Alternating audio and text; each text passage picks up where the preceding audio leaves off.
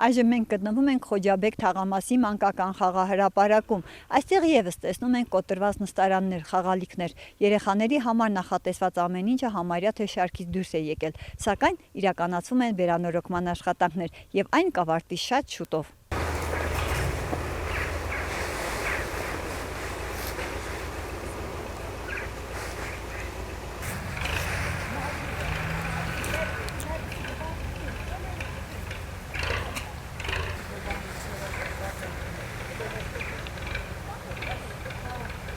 Վերջին տարիներին մեր մունիցիպալիտետի համարյա բոլոր գյուղերում ու քաղաքում եւս կառուցվեցին խաղահրապարակներ ու տեղադրվեց մարզագույք։ Երեխաներին ու ինչու՞ չէ նաեւ մեծահասակներին առողջ ապրելակերպ ապահովելու համար։ Նրանցից շատերն արդեն ունեն վերանորոգման կարիք ու այն արդեն իրականացվում է։